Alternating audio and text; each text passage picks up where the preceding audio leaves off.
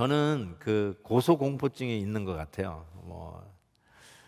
언제 그거를 제가 느꼈냐면 105번 그 프리웨이에서 110번 노스로 갈아타는 그 고가도로 타보신 분 계세요? 105번에서 110번 노스로 타는 거예요. 그게 고가도로가요, 진짜 하늘로 올라가는 것 같아요. 아무것도 안 보여. 그냥 공중에 붕 뜨는 것 같은데 제가 거기서 오금이 저리더라고요. 이 악셀러라도 잘 안 밟히고요. 너무너무 패닉이 오는 거를 제가 느꼈어요. 그래서 웬만하면 거기를 가지 않는데, 어쨌든 제가 그때 그걸 알았는데, 가만히 생각해 보니까 제가 옛날에도 그런 현상이 있었어요. 그게 언제냐면 제가 동부에서 목회할 때인데 몇몇 목사님들하고 여름에 잠깐 이렇게 야외에 아주 좋은 환경에 있는 이 시냇물이 졸졸 흐르고 아주 거기에 텐트를 치고 거기서 이렇게 요리 이렇게 버너에다가 요리를 해가지고 먹고 오는 그런 순서가 있어서 같이 갔었어요. 정말 옆으로 보면 이렇게 시냇물이 흐르고 그 위로 다리가 있는데 그 다리 위로 칙칙폭폭 하고 기차가 쫙 달려가요. 상상만 해도 막 기분이 좋아지시죠? 그래서 거기서 텐트 치고 이렇게 그때 카레라이스를 해 먹었는데 막 카레라이스 한다고 이렇게 하는데 그때 목사님 한 4분 정도 같이 갔던 것 같아요. 그 중에 한 목사님이 우리 저기 저 철로 위로 올라가 가지고 그 밑에 이게 시냇물이 흐르는데 수심이 깊으니까 거기서 이렇게 다이빙을 하자고, 뛰어내리자고 그러는 거예요. 그래가지고 가는데 제가 또 안 갈 수가 없잖아요. 그래서 따라갔어요. 따라갔는데 밑에서 볼 때는 만만해 보였는데 올라가니까 이게 장난이 아니에요. 와, 그런데 이 목사님들이 딱 올라가더니 야호 하면서 이렇게 한 분씩 이렇게 막 뛰어내리는 거야. 풍덩풍덩. 드디어 내 차례가 됐는데 제가 결국은 못 뛰어내렸어요. 그냥 이쪽 다시 걸어 내려왔어요. 그때 제가 내가 하이트를 굉장히 좀 두려워하는 게 있나 보다. 그때 제가 좀 느꼈는데 여기 와서 그 고가도로 타면서 그게 증상이 다시 오더라고요. 그러면서 목사님들이 확 뛰어내리지 못한다고 놀리면서 뭐라고 그러냐면 김 목사는 담력이 약해, 담력이 없다고 그러더라고요. 근데 오늘 말씀 보니까 성소에 들어갈 담력을 얻었다. 이것 봐라, 내가 없는 담력이 여기 나오는 거예요. 담력을 우리가 얻었구나, 이런 생각을 해봤는데 이게 도대체 무슨 담력인가? 우리 죄인이 거룩한 하나님 앞에 나아가는 담력을 얻었다는 거예요. 이 담력을 영어로 보니까 confidence라고 되어 있어요. confidence. 어떻게 하나님의 그 거룩의 임재 앞으로 하도 부족하고 부족한 죄인 우리가 감히 나아갈 수 있냔 말이에요. 그런데 나아갈 수 있는 담력을 얻었다는 거예요. 그러면서 담력을 얻게 된 2가지 이유를 이 히브리서 설교자가 설명하는데, 첫 번째가 거룩한 하나님께 다가갈 길이 열렸다라는 것을 이야기합니다. 드디어 하나님 앞에 나아갈 수 있는 길이 열린 거예요. 19절에 다시 한번 보면 우리가 예수의 피를 힘입어 성소에 들어갈 담력을 얻었나니 이 길은 우리를 위하여 휘장 가운데로 열어놓으신 새로운 산 길이요. 이 휘장 가운데로 열어놨대요. 근데 이 휘장은 그의 예수 그리스도의 육체니라, 이렇게 말씀하고 있습니다. 산길, 하나님 앞에 나아가는 길이 그게 new way, 그리고 living way, 새 길이면서도 사는 길인데 감히 갈 수 없었단 말이에요. 우리가 도저히 용기를 내어서 컨피던스를 가지고 갈 수가 없었어요. 왜? 가면 죽으니까. 그런데 그 길이 열렸다는 거예요. 근데 그 길을 어떻게 여셨는가? 오늘 말씀해 보니까 휘장이 찢어지고 갈라지듯이 열렸는데 그 휘장은 예수 그리스도의 육체니라, 이렇게 얘기하고 있어요. 십자가 사건입니다. 십자가 사건을 보니까 이렇게 돼 있어요. 마태복음 27장, 예수께서 다시 크게 소리지시고 영혼이 떠나시니라. 이에 성소 휘장이 위로부터 아래까지 찢어져 둘이 되고 땅이 진동하고 바위가 터졌다라고 기록하고 있습니다. 그러니까 예수 그리스도의 십자가에서 몸이 찢기신 것을 휘장이 위에서부터 아래로 갈라진 것과 비유해서 설명하면서 드디어 우리 죄인들이 예수 그리스도께서 찢기신 그 육체 사이로 살 길을, 거룩한 하나님 앞에 나아가는 살 길을 열어놓으셨다는 것이죠. 이것이 우리가 가진 담대할 수 있는, 담력을 가질 수 있는 그 이유다라고 설명하고 있습니다. 두 번째 우리가 담력을 가질 수 있는 이유가 뭐냐면 같이 들어가는 응원자가 있다는 거예요. 21절 보세요. 누가 같이 뛰어내리는가? 하나님의 집 다스리는 큰 제사장이 계시니 예수님이에요. 우리의 큰 대제사장이라고 그렇게 계속해서 이 설교자가 얘기하고 있는데 그 예수님이 우리에게 있다. 그러시면서 22절에 우리가 마음의 뿌림을 받아 악한 양심으로 벗어나고 몸은 맑은 물로 씻음을 받았으니 참 마음과 온전한 믿음으로 하나님께 나아가자라고 하면서 우리에게 뛰어내릴 수 있는, 아니 하나님 앞에 나아갈 수 있는 그 액세스가 열려 있는 것뿐만 아니라 같이 가면서 응원해 주는 조력자가 우리에게 있다라고 말씀하는 것입니다. 와, 그렇죠. 뛰어내릴 때 누가 옆에서 다시 한번 이제 그게 버먼트 주였어요. 가만히 생각하니까 버먼트 주에 가가지고 목사님들하고 그 경치 좋은 곳에서 이렇게 이 기찻길 위에서 뛰어내리는 거 한번 가봐야 되겠어요. 힘을 얻어가지고. 근데 만약에 혼자 있지 않냐고 수영도 잘하고, 내가 혹시 무슨 일이 있으면 나를 얼마든지 건져줄 수 있는 건장한 목사님이 내 팔짱을 딱 끼고 같이 뛰어. 그래가지고 딱 뛰면 아마 뛰어내렸을 것 같아요. 근데 마치 그런 것처럼 와, 내가 갈 수 있을까 하는데 길이 열려도 두려울 수 있잖아요. 문이 열렸어도, 산길이 열렸어도 이거 내가 혼자 갈 수 있을까 하는데 우리의 큰 대제사장 되신 예수님께서 같이 가주시겠대요. 같이 갈 수 있어. 힘내 하면서 같이 가는 길을 열어주셨다는 거예요. 와, 그러니까 이런 담력을 하나님이 주셨으니 이제 우리에게 이 설교자가 세 가지를 부탁을 해요. 세 가지의 권면을 하는데 첫 번째 권면이 뭐냐면 믿음으로 나아가라 이렇게 얘기합니다. 믿음으로 나아가라. 22절 보세요. 참 마음과 온전한 믿음으로 하나님께 나아가자. 하나님께서 우리를 영접해 주셨어요. 나를 하나님의 자녀 삼아 주셨어요. 나의 연약함을 강하게 해주시고 나의 부족함을 넉넉히 채우시겠다고 말씀해 주셨어요. 길을 헤매이고 정말 이 길눈이 없는 저에게 길이 되어 주시고 한 걸음 한 걸음 인도해 주시겠다고 우리 주님께서 말씀하셨어요. 그래서 이제는 그 열린 산길로 어떻게 가냐면 믿음으로, 온전한 믿음으로 나오라고 권면하고 계세요. 너의 힘으로 나오지 말고 우리식으로 너의 통밥으로, 너의 노하우로 나오려고 하지 말고 너의 그 알량한 착함으로 하나님 앞에 나오려고 하지도 마라. It doesn't work. 안 된다는 거예요. 그걸로 양심 깨끗하게 씻기도 못한다는 말이에요. 계속 그 얘기하고 있잖아요. 그러니까 이제는 하나님께서 여러분들에게 산 길을 열어놓으시고 몸이 뚫어지면서 휘장이 찢어진 같이 몸이 찢기면서 우리 앞에 산 길을 열어놓으셨을 뿐만 아니라 그 길을 같이 갈 수 있도록 옆에서 조력하시고 응원하시는 우리의 큰 대제사장 예수 그리스도가 계시니 이제는 그분 의지하고 온전한 믿음으로 하나님 앞에 나오라고 권면하고 있습니다. 여기서 제가 유심히 바라다본 것이 온전한 믿음과 동의어처럼 쓰여진 그 앞에 말, 참 마음과 온전한 믿음. 이 온전한 믿음이 참 마음과 같은 의미예요. 그래서 반복하는 거죠. 근데 이 참 마음, 영어로 sincere heart, 불순물이 섞이지 않는 pure heart, unmixed. 더 나아가서 이 sincere heart는 참 마음은 undivided. 즉 하나님에게 전적으로 집중하는 마음이죠. 하나님 앞에 올인하는 것이죠.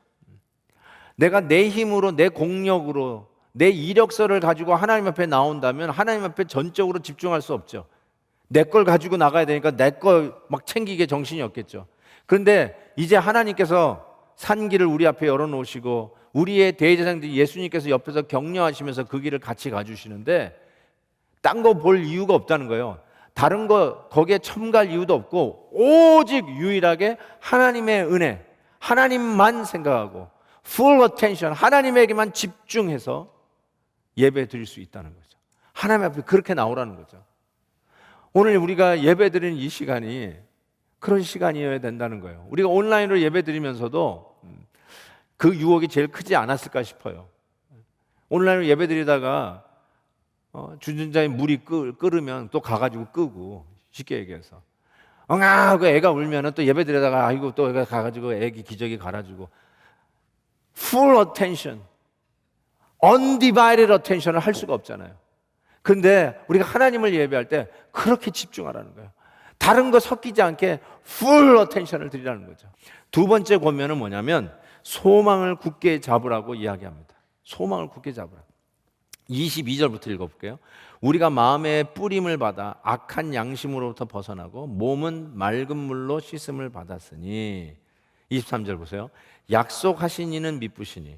약속하신 분은 확실하게 약속을 지키시는, 믿으시니, 믿을 만한 분이시니 우리가 믿는 도리의 소망을 움직이지 말며 굳게 잡자라고 이야기하고 있습니다. 22절에 상당히 상징적인 표현이 있었어요.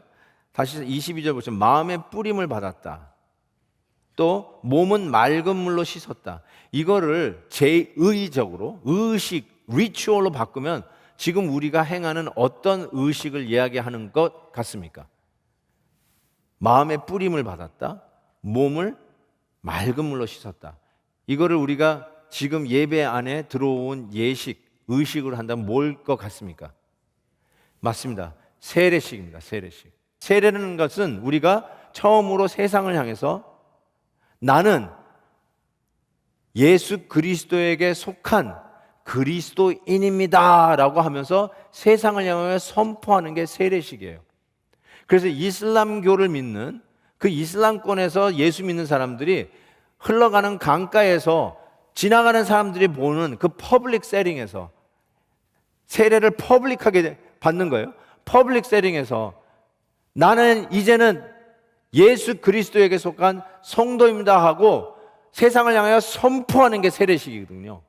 그것 때문에 직장을 잃어버릴 수도 있고 때로는 이슬람 가족에서 가족 이론에서 축출될 수 있는데 공개적으로 나는 이제는 예수님께 속한 사람입니다 하고 선포를 하고 세례를 받는 거예요.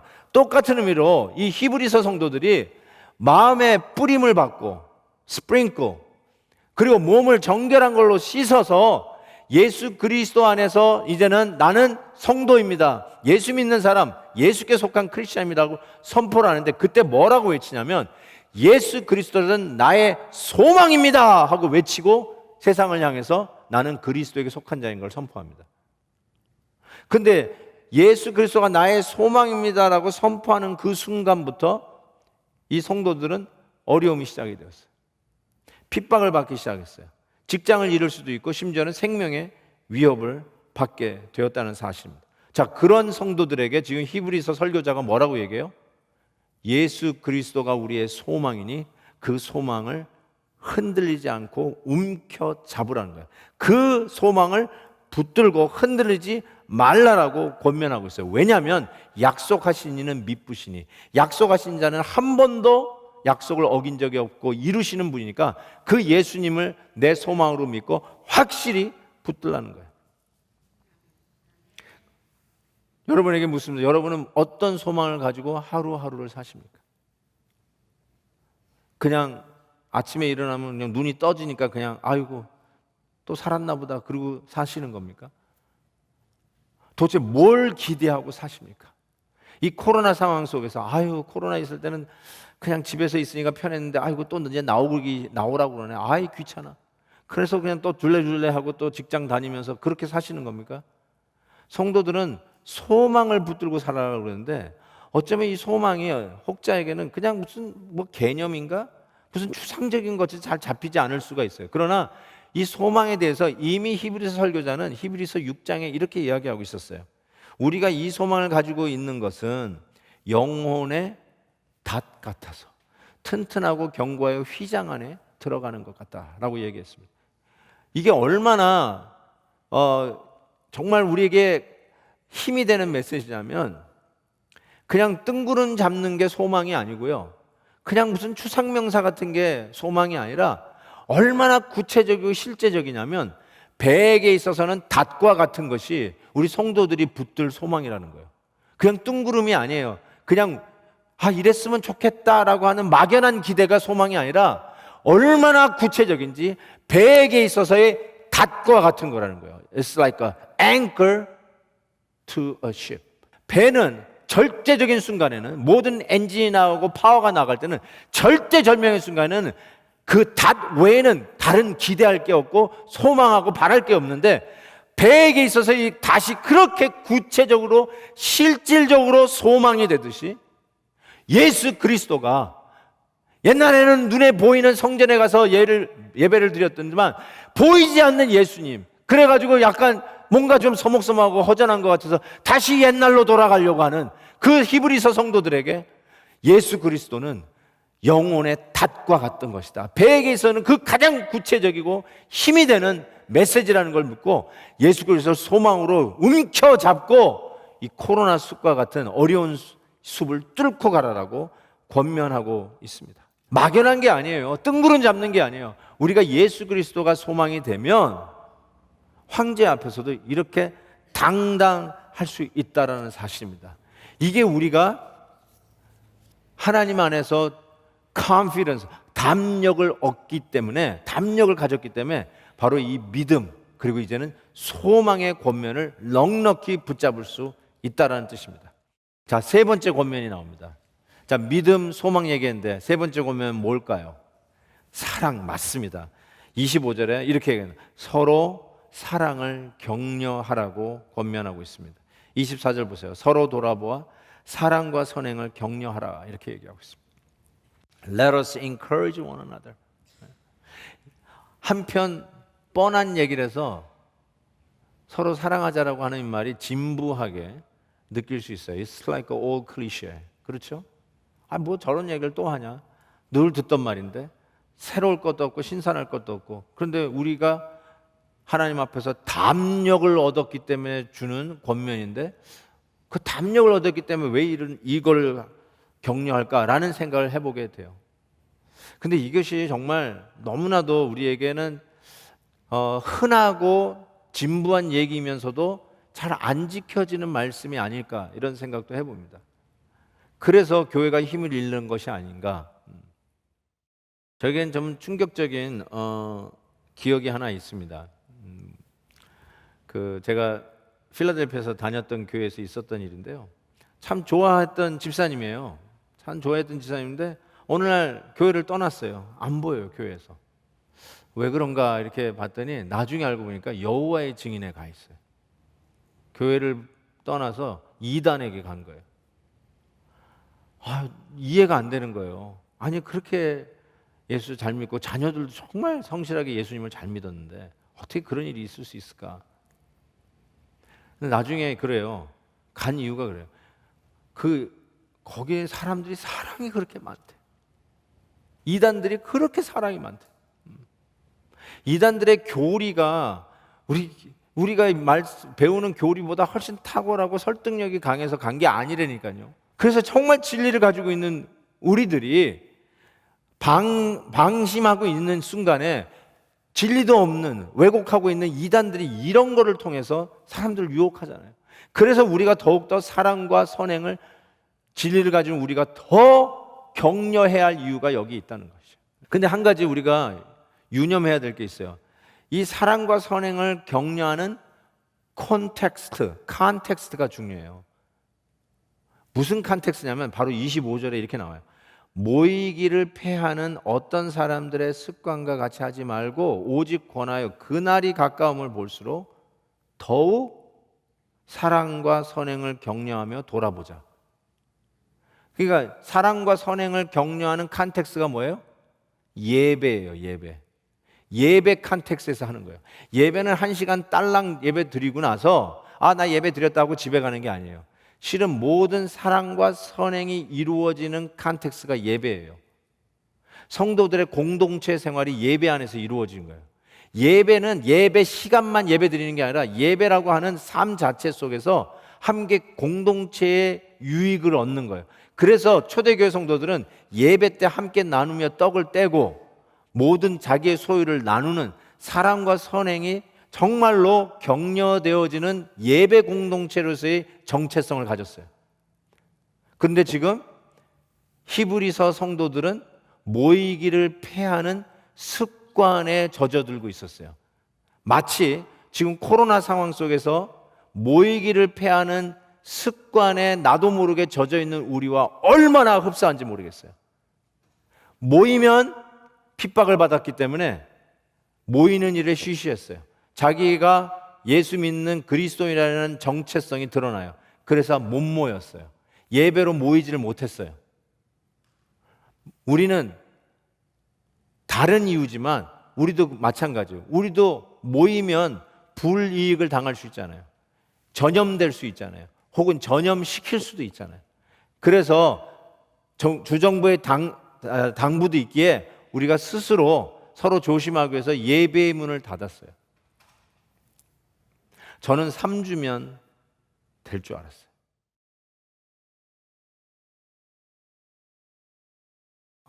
아까도 그러더니. 근데 6개월이 넘었어요.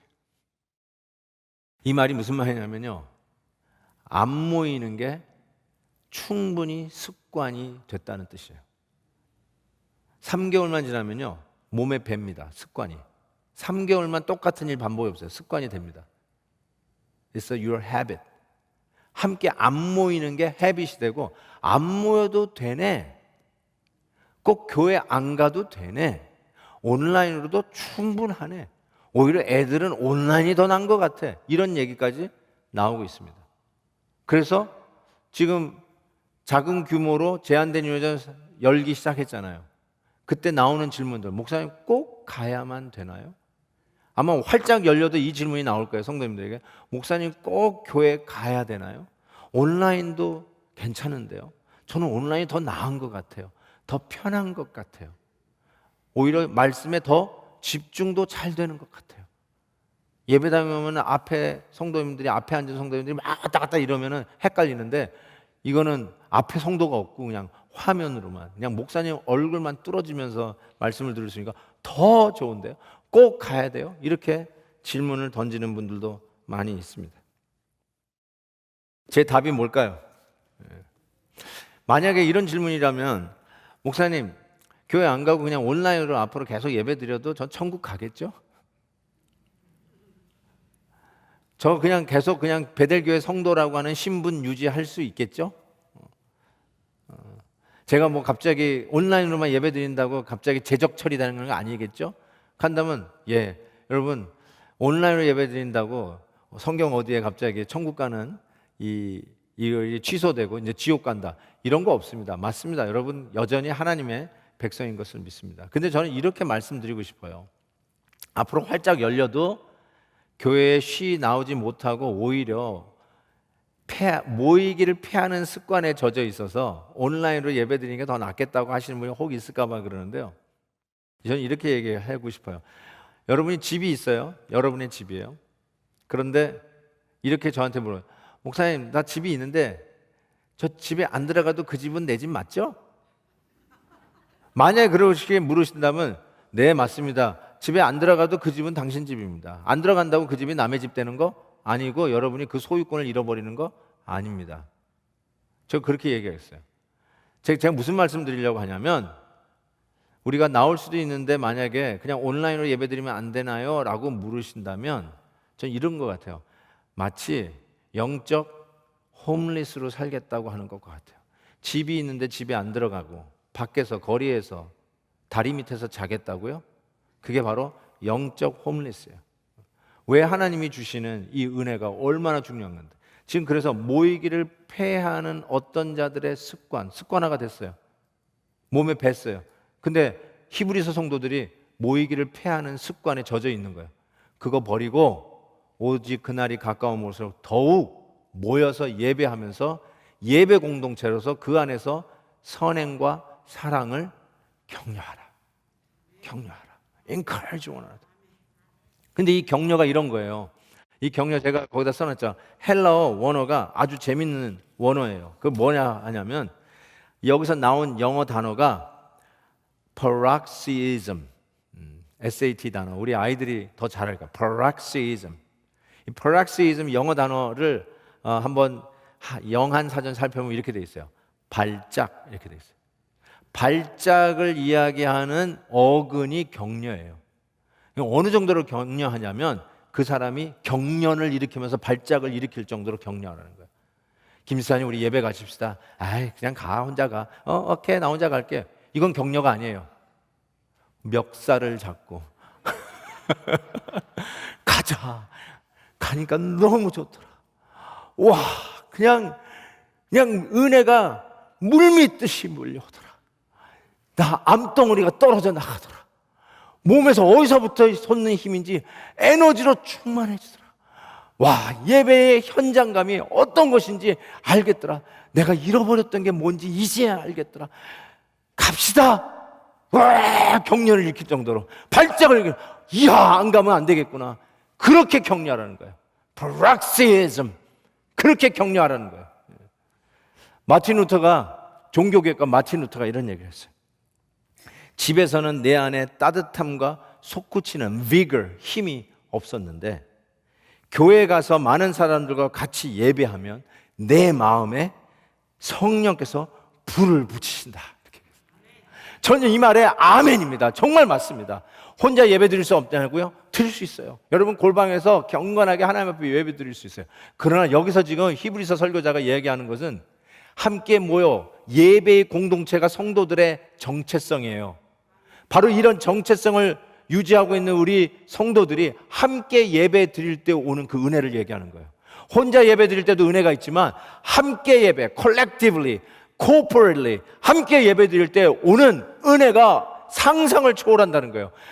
성령께서 이 가운데 운행하시면서 예배를 함께 드릴 때 서로의 찬양의 소리를 드리고 서로의 기도의 소리를 드리고 서로가 하나님 앞에 all in, undivided attention 하나님 앞에 all in 하는 그 예배의 분위기 속에서 하나님이 그 공동체 위로부터 쏟아부어 주시는 은혜는 혼자서 예배드리는 온라인으로 예배드리는 것을 상상을 할 수 없는 엄청난 은혜가 있음을 믿습니다. 바로 이런 은혜가 있기에 우리가 격하게, 이 격려가 격하다 할 때 맞는 것 같아요. 격하게 발작을 일으키는 것처럼 몸에 경련이 일어난 것처럼 안 가면 안 될 것 같은 아주 조급한 마음이 들 정도로 서로가 격려하면서 Let's love one another, Let's encourage one another as we worship together. 함께 예배하면서 하나님이 주시는 은혜를 누리자는 거예요. 아멘. 옛날에는 이 담력이 없었어요. 근데 이 히브리서에 우리가 이제 담력을 얻었지 않느냐, 길이 열리지 않았느냐, 그 길을 같이 가는 우리의 중보자 예수 그리스도가 우리의 대제사장으로 계시지 않느냐. 고로 이전에는 내 힘으로 하려다가 실패했던 믿음, 소망, 사랑, 이제는 우리 하나님이 주신 힘과 능력으로 온전히 믿음으로 undivided attention, 참마음으로 나가고 배에게 있어서의 답보다도 더 구체적인 그리스도의 소망을 붙들고 어려운 현실인 이 코로나 숲을 뚫고 나가고 어려울수록 함께 모여서 예배하면서 하나님이 주시는 은혜를 공급받아서 서로가 격하게 격렬하게 사랑과 선행을 encourage하는 예배의 공동체로 나아가라고 권면하고 있습니다. 저와 여러분이 누릴 축복임을 믿습니다.